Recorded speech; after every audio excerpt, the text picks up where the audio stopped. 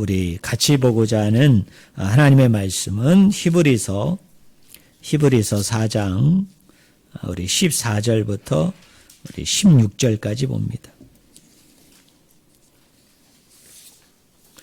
제가 가지고 있는 성경책은 신약성경 357쪽입니다. 357쪽 히브리서 4장 14절부터 16절까지입니다. 제가 말씀을 읽습니다.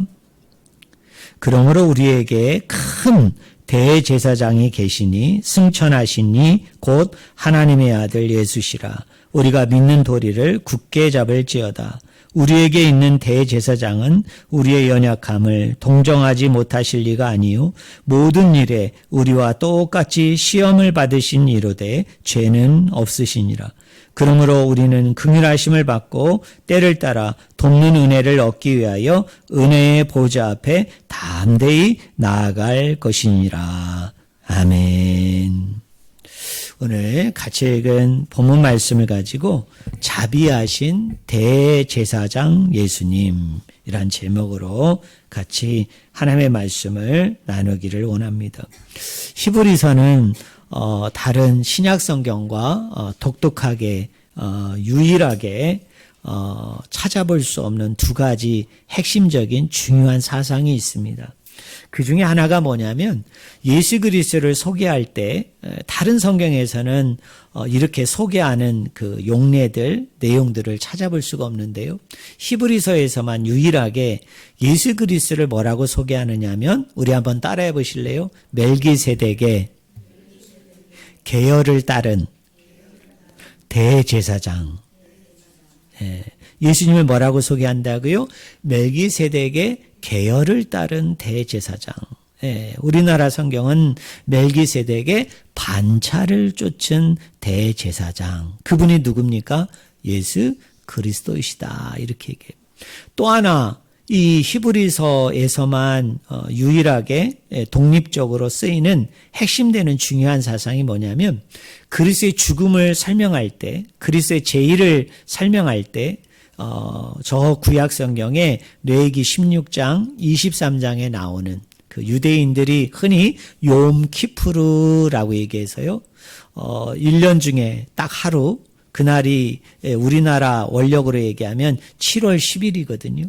그 7월 10일 날 대속죄일 제사를 드리는데 이 히브리서 기자는 이 그리스도의 죽음을 어떤 사건과 이렇게 연관을 시켜서 설명하느냐면 바로 이 대속죄일 제사와 연관시켜서 예수 그리스도의 제의 죽음을 설명을 합니다. 이런 설명은 복음서에도 또 역사서에도 또 바울의 서신서에도 나오지 않아요. 유일하게 히브리서만 그리스도의 죽음을, 그리스도의 제의를 대속죄일 제사와 연관시켜서 관련해서 설명을 합니다. 오늘 저는 이 두 가지 핵심되는 중요한 사상 중에 첫 번째 해당되는 뭐였습니까? 멜기세덱의 계열을 따른 대제사장이시다. 한마디로 얘기하면 우리 예수 그리스도는 누구시라는 거예요? 대제사장이시다입니다. 근데 히브리서에 보면 예수 그리스도는 대제사장이신데 어떤 대제사장이시냐? 두 가지예요. 하나는 따라할까요? 자비로우신 대제사장. 또 하나는 뭐냐면 신실하신 대제사장. 우리가 읽진 않았습니다만 히브리서 2장 16절 17절에 보면요. 여러분 한번 들어보실래요? 이는 하나님의 일에 자비하고 신실한 대제사장이 되어 백성의 죄를 속량하려 하심이라. 여기 자비하고 신실한 대제사장이 누구냐? 그분이 예수님이세요. 예수 그리스도예요. 그래서 예수님은 대제사장이신데 어떤 대제사장이시냐? 자비하신 대제사장, 신실하신 대제사장이시다라고 얘기합니다. 그래서 순서를 보면 뭐가 앞에 나와 있나요? 자비하신. 그 다음에 두 번째가 뭐예요? 신실하신. 근데 이 히브리서 3장 1절부터 오늘 우리가 읽었던 본문인 4장 16절까지 보면 대제사장 되시는 예수 그리스도를 설명을 하는데요. 그 설명을 할 때 앞에 나오는 2장 16절부터 17절을 받아가지고 설명을 하는데, 받아서 설명을 할 때 그 순서를 바꿔요. 2장 16절 17절에서는 뭐가 앞에 나온다고 그랬어요? 자비하신, 신실하신 이렇게 나온다고 그랬잖아요. 근데 3장 1절부터 4장 16절은 그 순서를 바꿉니다. 그래서 제일 먼저 뭐가 나오느냐면 3장 1절부터 6절을 보면 신실하신 대제사장이신 예수 그리스도를 소개합니다. 그리고 오늘 저와 여러분이 구체적으로 나누고자 하는 히브리서 4장 1절부터 16절은 어떤 대제사장이시냐? 자비로우신, 자비하신 대제사장이신 예수 그리스도를 설명을 합니다. 자, 오늘 본문 14절을 한번 보세요. 우리 14절 말씀 한번 같이 읽어볼까요? 같이 읽겠습니다. 준비 시작. 그러므로 우리에게 큰 대제사장이 계시니 승천하신 이 곧 하나님의 아들 예수시라. 우리가 믿는 도리를 굳게 잡을지어다. 이렇게 얘기합니다. 여러분, 이 14절을 읽으면서 좀 어색한 표현을 발견하지 못했나요? 좀 이상한 표현을 여러분 발견하지 않았나요? 거기 14절에 보면 큰 대제사장. 여러분, 대제사장이라고 얘기하는 이 대도 한자로 옮기면 무슨 대자일까요? 큰 대자. 그러면 요거를 이렇게 직역할 수 있잖아요. 큰 제사장. 이게 좀 어법으로 여러분 어때요? 좀 이상하죠? 여러분 어색하죠? 왜 대제사장 이렇게만 표현해도 되는데 왜 앞에다가 큰 자를 집어넣어서 이렇게 강조를 했느냐는 거예요. 자, 여러분 구약 성경에 보면 그 레위 지파가 있죠, 그죠? 근데 레위 지파 사람들이 다 제사장이 되는 건 아니에요. 근데 이 레위 지파를 대표하는 사람들이 누구냐면 그 제사장이죠. 근데 이 제사장의 우두머리가 누굽니까? 대제사장이죠. 근데 예수 그리스도를 설명을 할 때 뭐라고 얘기하느냐면 대제사장이지만 그 대제사장 중에 뭐 하신 분이라는 거예요? 가장 큰 분, 가장 으뜸이 되시는 분, 그분이 누구라는 얘기입니까? 예수 그리스도라는 것을 표현하기 위해서 히브리서 기자는 어법에 맞지는 않지만 어법에 좀 자연스럽지 않은 표현을 쓰고 있는 거예요. 그게 뭐냐면 우리에게 큰 뭐가 있다? 대제사장이 계신다. 그 큰 대제사장이 누구라는 얘기입니까? 예수 그리스도이십니다. 근데 그 예수 그리스도를 14절에 보면 두 가지로 설명을 하죠. 첫째가 뭡니까? 승천하시니 이렇게 설명합니다. 여기 승천하시다라는 이 표현은 원어대로 제가 직역을 하면 이렇게 번역을 할 수 있어요. 여러분 한번 따라해 보실래요? 하늘들을 통과하신 분. 예, 어디를 통과하셨다는 얘기예요? 하늘들을 통과하셨다. 하늘들을 통과하셨다. 그러면 예수님의 뭐를 빗대어서 지금 표현하고 있는 걸까요? 하늘을 통과하셨대요. 하늘을 통과하신 사건이 무슨 사건일까요? 예수님의 승천을 얘기하는 거죠. 그러니까 다른 말로 얘기하면 승천하신 분, 하늘나라로, 하나님의 나라로 올라가신 분, 그분이 누구라는 얘기입니까? 예수 그리스도라는 것입니다. 근데 히브리서는 바울 서신하고 비교해 보면 좀 차이가 있어요. 그래서 예전에는 히브리서를 누가 기록했을까? 그걸 가지고 학자들마다 약간 뜨거운 논쟁이 있었어요. 어떤 사람은 히브리서도 바울이 썼다. 그래서 바울의 서신을 14개로 봐야 된다. 이렇게 주장하는 사람이 있었고요.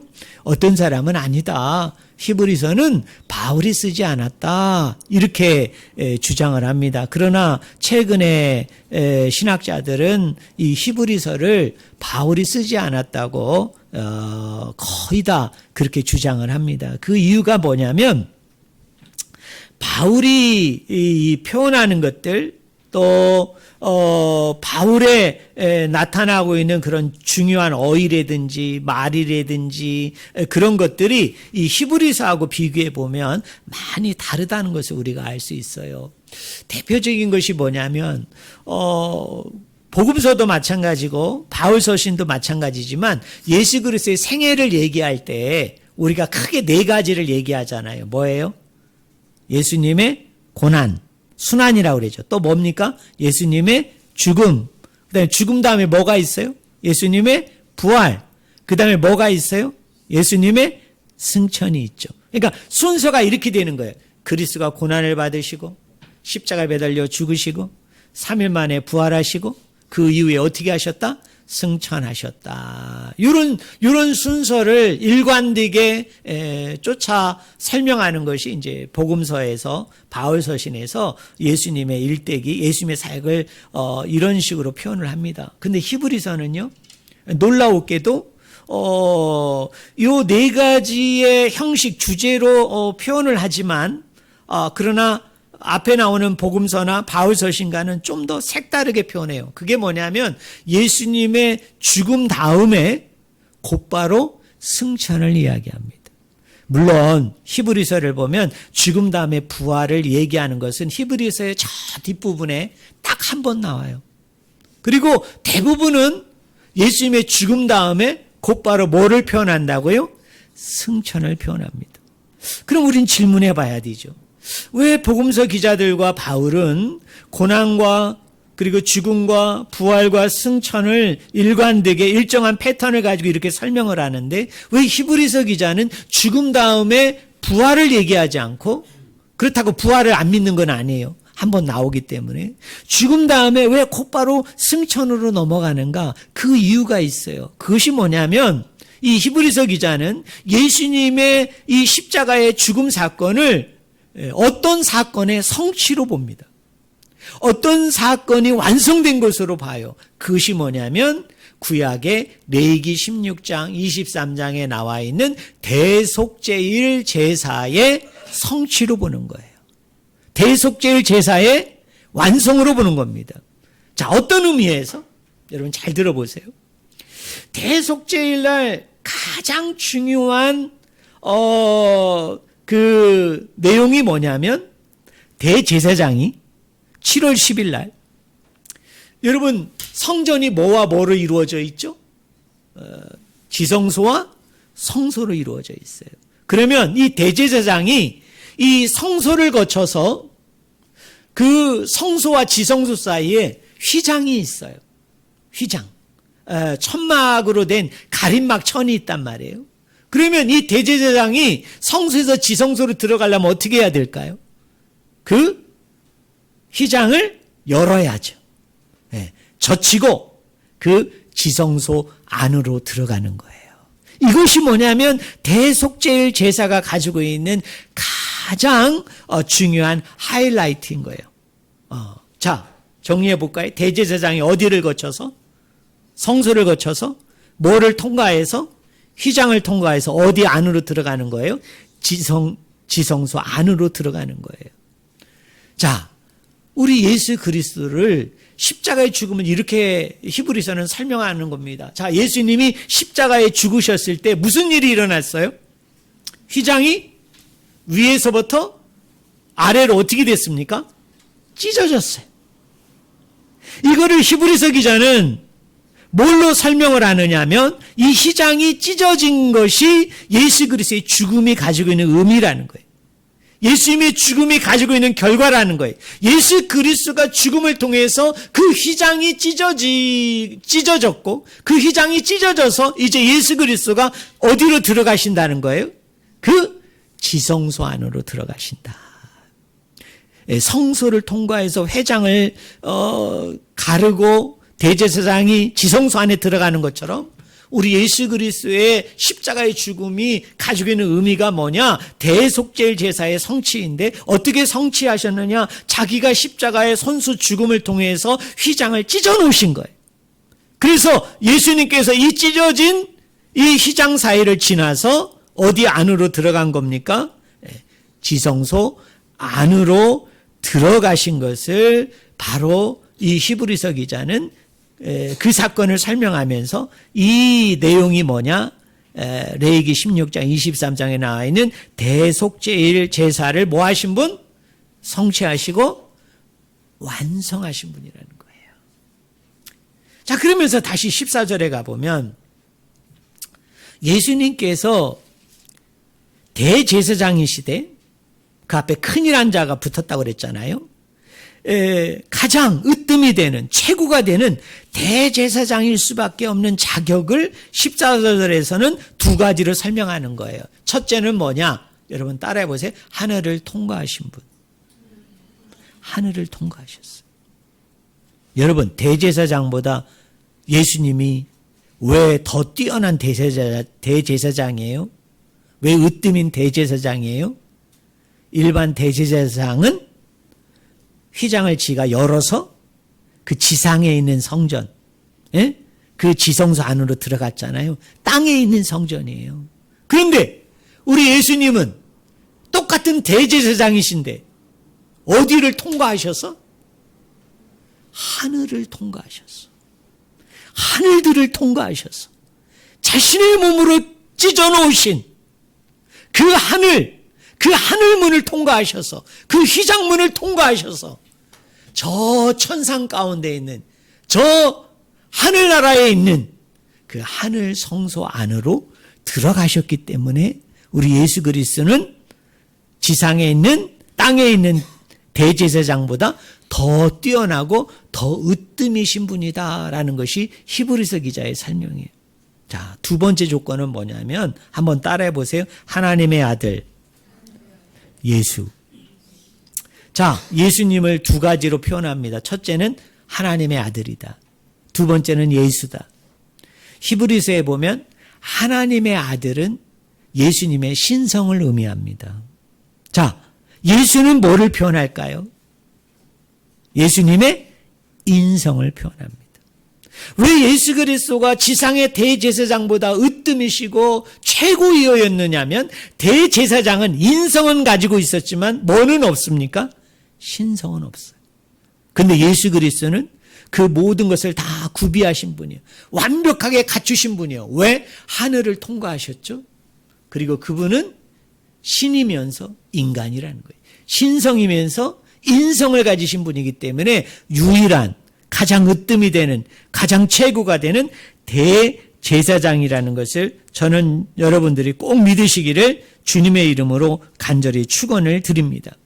그러면서 15절과 16절에 보면 이런 큰 대제사장 되시는 예수 그리스도가 자비하신 대제사장이시라는 거예요.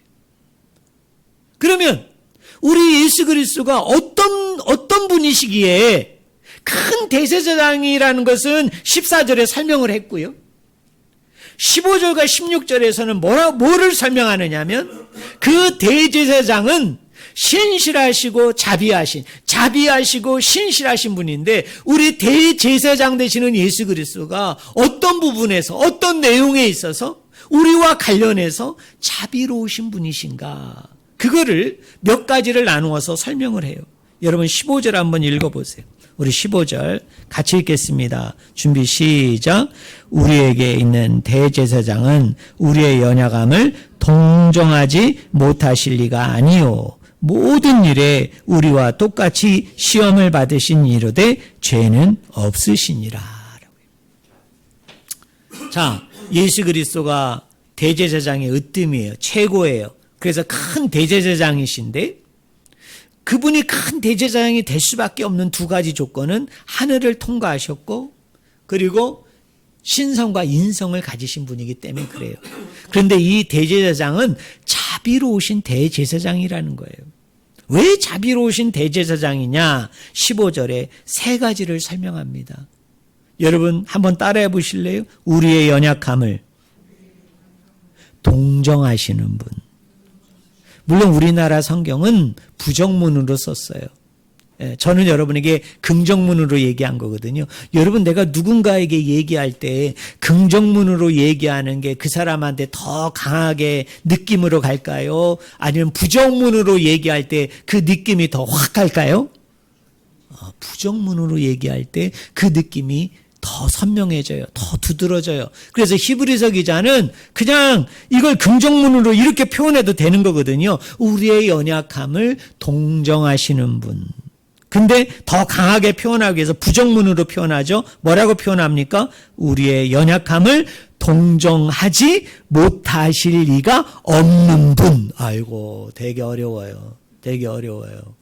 그냥 동정하시는 분 이러면 좋은데 뭘 못하고 못하는 분 이렇게 표현하는 건 뭐냐면 강조하기 위한 거예요. 자, 그러면 우리의 연약함을 동정하신대요. 그럼 우린 질문해 봐야죠. 동정한다는 말이 뭔가? 자, 요 헬라 원어를 보니까요. 이런 뜻이에요. 여러분 한번 따라해 보시래요. 공감하시는 분. 네, 공감하신다는 거예요. 근데 우리가 생각하는 공감하고요. 여기에 쓰이는 공감이라는 의미가 다릅니다. 여러분 우리가 일반적으로 공감한다 그러면 무슨 뜻인가요? 어떤 사람이 지금 어려워요. 어떤 사람이 힘들어요. 어떤 사람이 슬퍼요. 그러면 내가 그분하고 이렇게 똑같은 감정들, 그죠? 똑같은 그런 기분들을 가지고 그 사람과 같이 함께하는 거 우리는 공감이라고 그러잖아요. 근데 이 헬라어 단어에 나오는 이 공감이라는 단어는 그것보다 훨씬 적극적입니다. 마음으로, 심정적으로 그 힘들고 어려워하고 아파하는 사람과 같이 하는 그 차원을 뛰어넘어서 적극적으로 그 사람에게 달려들어서 그 사람을 도와주는 것을 이 성경 단어는 무슨 단어를 썼다고요? 공감하다. 이런 단어를 쓴 거예요. 사랑하는 성도 여러분, 우리 예수 그리스도는 어떤 분이시라고요? 우리를 그냥 불쌍히 여기고 측은히 여기고 긍휼히 여기는 그 정도의 느낌과 감정을 가지신 분이 아니라 여러분들이 어려워할 때, 힘들어할 때, 아파할 때 그 문제에 적극적으로 개입하셔서 간섭하셔서 저와 여러분을 돌보시고 함께 하시는 분, 그래서 공감하시고 동정하시는 분이 바로 큰 대제사장이신 예수님인 줄로 믿습니다. 자, 그 다음에 두 번째로요. 왜 우리 예수님은 자비하신 대제사장인가? 여러분 한번 따라해 보실래요? 모든 일에 우리와 똑같이 시험을 받으신 분. 네.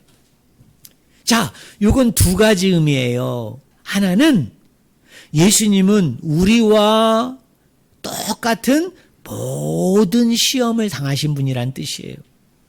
그리고 또 하나는요. 우리와 똑같은 시험을 당하신 분이에요. 한번 따라해 보실래요? 모든 시험을 당하신 분. 똑같은 시험을 당하신 분. 제가 쉽게 설명할게요. 여러분 저기 올림픽 그 육상 경기 중에 그 남자로 얘기하면 100m 허들 110m에 남자는 110m 여자는 100m입니다. 100m 허들. 여러분 그거 한번 경기 보신 적 있어요? 저는 그 육상 경기 그 볼만 해가지고 그 올림픽 때 아시안 게임 때 꼭 보는데요. 여러분 그 110m 허들 그 다음에 100m 허들 경기를 보면은 그 중간중간에 뭐를 놓죠? 여러분 중간중간에 뭐를 넣습니까? 장애물을 놓죠, 장애물. 그래서 그 남자 선수, 여자 선수들이 어떻게 합니까? 갈지자로 다리를 쭉 뻗어가지고 어떻게 해요? 그거를 넘어서 여러분 골인 지점에 이렇게 들어가잖아요. 근데 그 허들, 그 장애물이 몇 개인 줄 아세요? 10개입니다. 근데 남자는 110m를 뛰어요. 그리고 여자는 100m를 뛰어요. 그럼 왜 남자는 110이고 여자는 100이냐? 그 남자와 여자 가지고 있는 신체적인 조건을 보면요. 남자는 도리어 100m보다는 110m의 허들을 놨을 때 더 경기력이 좋아진대. 더 기록이 좋아진대. 근데 여자는 남자하고 이 신체적인 구조가 다르기 때문에 100m 정도가 나야 여자들은 남자의 110m에 나오는 기록하고 이렇게 동등하게 견줄 수 있기 때문에 그 신체 구조상 남자는 110m, 여자는 100m를 뛰는데요. 자, 우리 예수님께서 모든 시험을 당하시고 우리와 똑같은 시험을 당했다는 게 그게 뭐냐면 이런 거예요. 예수님도 우리도 100m 허들 경기 출발점에 서 있는 거예요. 자, 우리가 인생을 살아가면서 많은 장애물들을 만나죠. 그죠? 예, 많은 뭡니까? 여러 가지 힘들고 어려운 과정들 우리가 다 겪어내잖아요. 그리고 죽고 우리가 아버지의 나라로 가게 되어지잖아요. 자, 우리 예수님도 어떻게 하는 줄 아세요? 자, 예수님이니까 우리보다 앞서서 가시거나 우리보다 저 앞서서 거기서부터 출발하시는 게 아니라 우리와 똑같은 라인에 서셔서 우리 예수님도 우리와 똑같이 그 허들을 넘으시는 거예요. 우리는 10개를 넘었는데 우리 예수님은 4, 5개를 넘으신 게 아니에요. 1개를 넘으신 게 아니에요.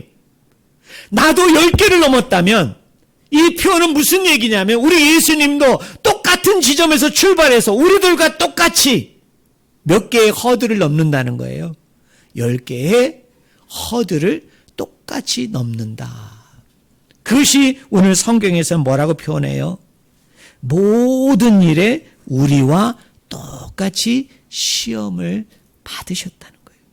여러분 믿으십니까? 예수님이 이 땅에 오셔서요. 나는 하나님이야. 나는 왕으로 왔어. 나는 이적과 기적과 능력과 권세를 행할 수 있어. 그러니까 우리 예수님께서 이 땅에 오셔가지고 우리가 당하는 그 수많은 고난들과 어려움과 역경과 시험을 다 통과하신 분이 아니에요. 그러실 수 있죠. 하나님이니까. 왕이시니까. 그리고 그 모든 것을 한 번에 다 잠재울 수 있는 그런 능력과 권세와 힘을 가지신 분이기 때문에 그 모든 것을 다 무시하고 아니 그 모든 것들을 다 없애버리고 그냥 탄탄대로로 걸어가실 수 있으신 분이었어요. 하지만 우리 예수님은 자비로우신 큰 대제사장이시기 때문에 우리가 10개의 허들을 넘어야 된다면 우리 예수님은 하나도 빠뜨리지 아니하시고 어떤 의미에서는 의도적으로 하나하나의 똑같은 허들과 장애물을 넘어주신 분이 누구냐? 그분이 바로 예수 그리스도인 줄로 믿습니다. 자, 예수 그리스도는 15절에 세 번째로 왜 자비하신 대제사장이시냐? 자, 여러분 따라하겠습니다. 죄는 없으시니라. 저를 보세요. 여러분은 교회에서 그런 얘기를 많이 들으셨을 거예요. 우리 예수님은 십자가에 매달려 죽으셨어요. 근데 그 십자가는 누가 매달려 죽어야 되는 십자가입니까? 죄인들이 매달려 죽어야 되는 십자가예요. 근데 우리 예수님은 죄가 있어요, 없어요? 없어요. 없음에도 불구하고 저와 여러분을 사랑하셔서 우리의 죄값을 대신 담당하시기 위해서 지불하시기 위해서 그 예수 그리스도가 십자가에 죽으셨다. 자, 여러분한테 한번 질문해 볼게요. 죄가 없다는 말이 무슨 뜻일까요? 예수님은 왜 죄가 없는 거죠? 많은 분들은 이렇게 생각합니다. 예수님은 우리와 똑같은 인성을 가지신 분이기도 하지만 신성을 가지고 계신 분이기 때문에 그 신성의 능력이 있기 때문에 권세가 있기 때문에 그리고 하나님이시기 때문에 신이시기 때문에 전혀 우리와 다르기 때문에 죄가 없으시다. 아마 여러분은 그렇게 들으셨을 거예요. 근데요, 성경은 그렇게 얘기하지 않아요. 예수님이 왜 죄가 없으시냐? 죄가 없으시냐? 여러분 한번 따라해 보겠습니다. 끝까지, 마지막까지 순종했기 때문이다. 여러분 믿으십니까? 예수님은 우리와 똑같은 허들, 10개의 허들을 다 넘어가셨어요. 그런 고난을 당하셨어요. 그런 어려움과 시험을 당하셨어요. 그런 역경이 있었어요. 그런데 그런 고난의 과정, 그런의 연속 가운데 속에서 우리 예수 그리스도는 어떻게 하셨습니까? 그 하나하나를 순종함으로, 복종함으로 그 모든 것들을 감당하시고 이기시고 극복해 나가신 분이 누구냐? 그분이 예수 그리스도라는 것입니다. 그런 의미에서 히브리서 기자는 뭐라고 얘기해요? 끝까지 마지막까지 온전하게 완전하게 순종하신 분이기 때문에 그분은 뭐가 없으세요? 죄가 없으세요. 그럼 질문해 봅시다. 왜 그분이 그렇게 끝까지 순종한 겁니까? 왜 그분이 마지막까지 끝까지 마지막까지 복종하신 겁니까? 뭘 이루기 위해서? 뭘 성취하고 완성하기 위해서? 저와 여러분의 구원의 근거가 되는 거예요. 저와 여러분의 구원의 이유가 되는 겁니다. 예수 그리스도는 우리의 구원의 근거가 되기 위해서, 우리의 구원의 이유가 되기 위해서, 그 구원의 내용이 되기 위해서 예수님이 이 땅에 오셔서 우리와 똑같이 모든 시험을 당하세요. 똑같은 시험을 당하십니다. 그러면서 끝까지 마지막까지 순종하신 거예요. 왜? 저와 여러분의 구원을 위한 거예요. 저와 여러분의 구원을 이루시기 위해서 바로 예수 그리스도는 그렇게 하신 겁니다. 자, 그러면 우리가 좀 더 깊숙이 우리가 질문해 보아야 돼요. 예수님은 그러면 어떻게 순종했는가? 어떻게 순종했는가? 우리가 읽지는 않았습니다만 히브리서 5장 7절과 10절에 보면요. 여러분 한번 따라해 보시래요. 간구와 탄원. 우리나라 성경은 간구와 기도 이렇게 번역을 했는데요. 헬라어 원어 성경을 보면 이 기도라는 단어보다는 탄원이라는 단어를 거기서 사용한 것을 알 수 있어요. 여러분, 기도와 탄원의 뜻이 뭘까요? 탄원은 어떻습니까? 되게 긴박한 거예요. 되게 긴급하고 간절한 기도예요. 우리 예수 그리스도는 끝까지 마지막까지 순종하셨어요. 그것이 우리 구원의 근거와 이유가 됐는데, 그럼 예수 그리스도는 어떻게 순종하셨느냐? 기도의 방법을 통해서 순종하신 거예요. 여러분 믿으십니까?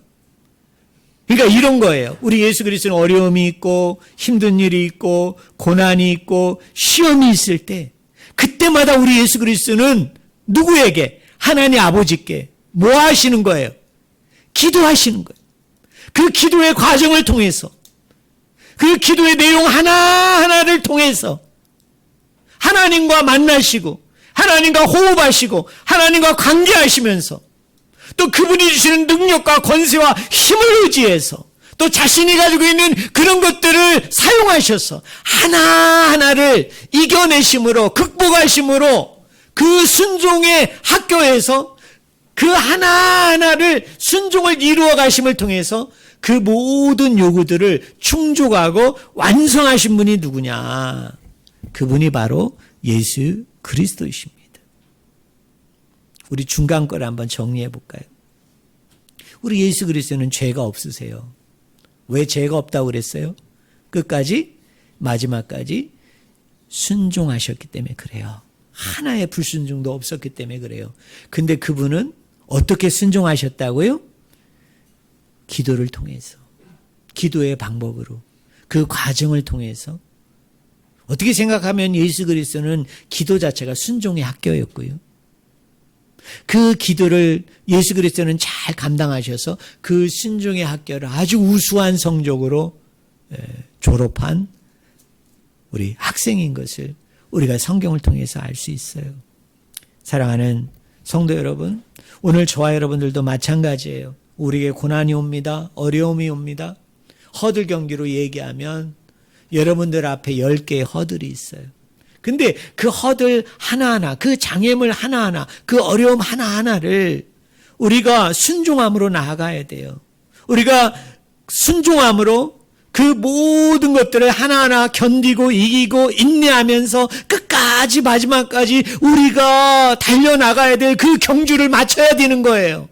그런데 그 허들 하나하나, 그 장애물 하나하나를 우리가 어떻게 순종할 수 있습니까? 우리가 어떻게 복종할 수 있습니까? 우리는 예수 그리스도의 발자취와 예수 그리스도의 그 패턴대로, 그 삶의 내용대로 우리는 쫓아가야 되죠. 우리 예수 그리스도는 그 순종을 뭐를 통해서 이루셨다고요? 기도를 통해서 이루신 거예요. 기도를 통해서 이루신 거예요. 사랑하는 성도 여러분, 어떤 어려움이 옵니다. 어떤 힘든 일이 와요. 그때 우리에겐 두 가지 길이 있죠. 이 힘듦과 어려움을 우리는 순종을 통해서 그것을 돌파해 나갈 수도 있고, 때로는 뭡니까? 불순종함을 통해서 그것을 피해 가거나 아니면 다른 쪽으로 시선을 돌려가지고 다른 쪽에서 어떤 도움을 받고 다른 쪽에서 어떤 방법을 가지고서 여러분 그거를 해결하려고 하는 그런 경우들이 있잖아요. 마치 이스라엘 백성들이 아수르와 바벨론이라는 강대국이 있었을 때 이 이스라엘 백성들이 그런 큰 장애물 앞에서 하나님만을 의지해야 되는데 이스라엘 백성들은 늘 어떻게 했어요? 늘 어떻게 했어요? 남쪽으로는 애굽을 의지해서 아수르와 바벨론을 견제하고 공격하고 정복하려고 했고, 때로는 저 북쪽으로는 누구? 아수르와 바벨론과 또 손을 잡아서 남쪽에 있는 이 이집트, 애굽을 또 견제하고 또 그 사람들의 공격을 막고 또 여러분 자기 나라를 평안과 안정 가운데 지키려고 노력을 했잖아요. 이 사람들은 뭐냐면 외교적인 동맹을 통해서 이렇게 아버지 앞에 범죄하고 불순종함을 통해서 결국 그 나라가 멸망당하고 심판받은 것을 우리가 알게 되어져요. 결국 의지했던 애굽을 통해서, 의지했던 아수르와 바벨론을 통해서 여러분 그 나라가 망가지는 거죠. 사랑하는 성도 여러분, 우리에게 고난이 오고 어려움이 오고 큰 장애물이 왔을 때 우리가 순종할 수 있는 방법은 다른 게 없어요. 뭐입니까? 아버지 앞에 무릎을 꿇는 거예요. 여러분, 아버지 앞에 기도하는 것입니다. 그 기도의 학교를 통해서, 그 기도의 과정 하나하나를 통해서 여러분 순종을 배우게 되어지고, 그 순종을 통해서 여러분 더 진전된, 더 발전된, 성숙된 신앙 가운데, 단련된 신앙과 믿음 가운데 날마다 세워져 나가는 저와 여러분이 되기를 주님의 이름으로 간절히 축원을 드립니다. 자, 이렇게 우리의 연약함을 동정하시고 우리와 똑같이 시험을 받으시고 그러나 죄는 없으신 그런 예수 그리스도, 그분은 그래서 자비로우신 대제사장이 되시죠. 근데 이 자비로운 대제사장이 이렇게 이루신 일들을 통해서, 이런 일들을 통해서 저와 여러분에게 주고자 하는 것이 무엇입니까? 그게 바로 16절이에요. 우리 16절 말씀 한번 같이 읽어봅시다. 16절 같이 읽겠습니다. 그러므로 우리는 긍휼하심을 받고 때를 따라 돕는 은혜를 얻기 위하여 은혜의 보좌 앞에 담대히 나아갈 것이니라. 여러분, 이 16절의 말씀이 뭐일까요? 우리를 은혜의 보좌 앞에 담대히 나아가게 해주신다는 거예요. 왜? 그리스도가 하늘을 통과하시고, 그리고 그리스도는 신성과 인성을 가지신 그분이 자비로우신 대제사장이 되어주셔서 여러분을 공감해 주죠. 또 여러분과 똑같은 시험을 받으세요. 그리고 죄는 없으세요. 근데 이런 일련의 일들을 이루시고 이런 일련의 일들을 예수님께서 손수 감당하시고 보여주셨기 때문에 우리는 결과적으로 어떻게 되죠? 우리도 하나님께 담대하게 나아갈 수 있다는 거예요. 여러분, 우리가 나아간다고 얘기할 때 어디까지 나아가는 걸 얘기하는 걸까요? 하나님 앞에 나아간대요. 하나님은 어디 계세요? 물론 우리가 복음서 같은 데 보면 우리 마음 안에 있죠. 그죠? 우리 이 안에 있죠. 그죠? 하나님의 나라는. 그리고 하나님 성령님도 우리 안에 계시죠. 그러나 히브리서의 맥락에서 보면 지금 우리 하나님은 어디에 계세요? 우리 예수님은 지금 어디에 계세요? 하늘을 통과하셔서 지금 어디에 계세요? 하늘 성소, 지성소 안에 계시잖아요. 하늘 지성소 안에 계시잖아요. 그럼 우리로 하여금 아버지 앞에 담대하게 나아가게 해주신다는 이야기는 예수 그리스도가 지금 그 하늘 성소에 올라가신, 하늘 제2에 올라가신 그 패턴대로 우리도 그 패턴을 따라서 아버지 앞에 나아가게 해주신다는 거잖아요. 그럼 그 패턴이 뭐예요? 그리스도의 몸이 찢겨짐으로 지금 성소의 휘장이 찢어졌어요. 그 찢어진 휘장 가운데로 우리를 지나가게 해주시는 거예요. 지나가게 해주셔서 궁극적으로 우리도 어디에 가게 되어집니까? 하늘 성소에 가게 되는 거예요. 하늘 지성소에 우리가 그곳에 여러분 이르게 되어지는 거예요. 이 길을 하나님께서 어떻게 하신 거예요? 활짝 열어놓으셨다. 활짝 열어놓으셨다. 여러분 믿으십니까? 그래서 이런 겁니다. 그리스도도 대제사장이지만 오늘 저와 여러분들도 뭐가 됩니까? 대제사장이죠. 왜? 이 땅에서 대제사장만이 어디에 들어갈 수 있었어요? 지성소에 들어갈 수 있어요. 딱 한 번.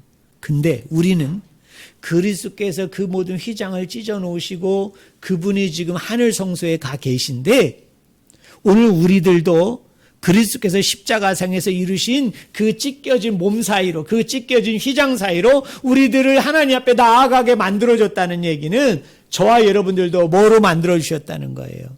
대제사장이 되게 해주셨다는 거예요. 여러분 대제사장이 하는 가장 중요한 업무가 뭘까요? 하나님 앞에 뭘 올려드려요? 제사를 올려드리죠. 그러면 이게 신약적인 맥락에서 보면 그 제사는 뭐입니까? 하나님을 예배케 하기 위한 거예요. 하나님을 높여 찬송케 하기 위함이에요. 근데 우리 하나님께서는요, 저와 여러분을 뭘로 세우셔서 저번에 우리 배우셨죠. 우리를 왕되게 해주셨다고 그랬죠. 자, 오늘은 우리를 뭐 되게 해주셨어요? 대제사장이 되게 해주셨어요. 그래서 우리를 왕되게 해주고 우리를 대제사장 되게 하심을 통해서 아버지를 예배케 한다는 뜻이에요. 여기 16절이 그겁니다. 우리는 긍휼하심을 받고 때를 따라 돕는 은혜를 얻기 위하여 은혜의 보좌 앞에 담대하게 뭐 할 것이니라? 나아갈 것이니라. 여러분 오해하지 말아요. 어떤 분은 여기에 은혜가 마치 이 땅 안에서 잘 먹고 잘 살고 잘 지내는 것이라고 생각을 하는 거예요. 여러분 그런 차원의 은혜가 아닙니다. 여기에 은혜는 저와 여러분을 왕으로 삼아서 저와 여러분을 대제사장으로 삼아서 마치 대제사장이 1년에 한 번 지성소에 들어가서 하나님을 대면한 가운데 속에서 아버지 앞에 제사하는 것처럼 오늘 저와 여러분은 이 지상의 성전이 아니라 하늘 성소에 올라가서 그 보좌에 앉으신 어린 양 예수를 바라보면서 그 어린 양 예수를 향해서 우리가 어떤 신분을 가지고 왕의 신분을 가지고 대제사장의 신분을 가지고 아버지를 예배하게 되는 그 은혜를 얘기하는 거예요. 그 선물을 이야기하는 거예요. 아마 여러분들 중에 이런 분이 있을 거예요. 아이고 나는 예배보다 돈이 좋은데, 나는 예배보다 헌금이 좋은데, 나는 예배보다 우리 집이 좋은데, 아유 그런 건 나중 얘기고 하나님 나한테 지금 잘 먹고 잘 살고 잘 지내게 해주는 게 최고예요. 이런 사람은 예배가 가져다주는 하나님을 예배하는 것이 얼마나 놀라운 특권이고 은혜고 축복인지를 우리가 모르는 거예요. 모르는 거예요. 여러분 우리가 예배하는 그 예수 그리스도는 누구십니까? 우리가 예배하는 그 하나님은 누구십니까? 창조자이시요 구원자이시요 심판자이세요. 그 하나님은 누구십니까? 자비로우신 대제사장, 신실하신 대제사장이십니다. 우리를 공감하여 주십니다. 우리가 어렵고 힘들 때 그냥 우리를 긍휼히 여기고 불쌍히 여기는 그 느낌의 정도가 아니라 우리의 문제에 깊숙이 들어와 간섭하고 개입해 주셔서 적극적으로 저와 여러분을 도와주시는 분이 누구냐? 나의 예배의 대상인 하나님이십니다. 그 하나님은 다른 신들처럼 그 신의 영역에 그저 머무르고 인간은 저 밑바닥에 있어가지고 늘 인간으로 하여금 뭔가를 시켜요. 조종해요. 명령해요. 그래서 인간이 그거를 해드리면 저 신은 감동이 되어져서 축복하고 넘치도록 복을 내리는 건 세상 신이에요. 근데 우리 하나님은 어떻습니까? 손수 인간으로 내려오셔서 모든 시험을 받으시고 똑같은 시험을 받으시되 그분은 죄가 없으세요. 여기서 죄가 없다는 말이 무슨 뜻이었어요? 끝까지 마지막까지 10개의 허들을 우리와 똑같이 넘어가시면서 그분은 하나님이고 신이고 절대자이면서도 주권자이면서도 아니 이거를 다 허들을 한순간에 없애버릴 수 있음에도 불구하고 우리의 구원을 위해서 저와 여러분의 그 영생을 얻는 것을 위해서 어떻게 해요? 하나하나 다 겪어주신 분, 그분을 내가 어떻게 하는 거예요? 왕으로서 대제사장으로서 내가 하나님을 예배하도록 하나님의 그 하늘 성소의 길을 열어놓으셨대. 여러분, 세상에 이런 신이 어디 있어요? 여러분이 눈을 씻고 찾아도 하나님 외에, 예수님 외에 이런 신은 없어요. 누가 있습니까? 부처가 그랬습니까? 아니면 여러분 세상에 있는 저 어떤 신이 여러분 그렇게 한 적이 있습니까? 아니에요. 신을 위해서 명령하고 신을 위해서 지시하고 신은 늘 군림할 뿐이에요. 인간은 어떻습니까? 허드렛 일을 하는 존재예요. 어떻게 하느냐에 따라서 신의 노여움을 받기도 하고 신의 사랑을 받기도 하죠. 그 노여움과 사랑은 내 선택에 따라 달라지는 거예요. 내가 어떻게 하느냐 그거에 따라 달라져요. 그런데 우리의 자비로우신 대제사장 되시는 예수 그리스도는 어떻습니까? 우리와 똑같은 모든 시험을 당하세요. 왜요? 자기의 영광과 영달이 아니에요. 우리 구원의 근거와 이유가 되기 위해서, 내용이 되기 위해서 그 모든 걸 성취하고 완성해서 저와 여러분에게 선물로, 은총으로, 사랑으로 그 모든 것을 허락해 주기 위함인 거예요. 그런 위대하시고 놀랍고 크신 분이 우리의 예배의 대상이 되는 거예요. 근데 그 예배를 드릴 때 우리를 어떤 지위 가운데 세워준다고요? 왕이 되게 하고 대제사장이 되게 해서 그분을 예배하게 하는 겁니다. 사랑하는 성도 여러분, 우리가 이렇게 예배 드리는 것을 소홀히 여기지 마세요. 여러분, 우리가 이렇게 예배 드리는 걸 가볍게 여기지 마세요. 우리 하나님은 그런 하나님이고 우리를 그런 지위와 존재로 만드신 가운데 예배케 하시는 분이 바로 그 하나님인 것을 저는 여러분들이 꼭 믿으시기를 주님의 이름으로 간절히 축원을 드립니다. 기도하겠습니다. 하나님 아버지, 우리 예수 그리스도는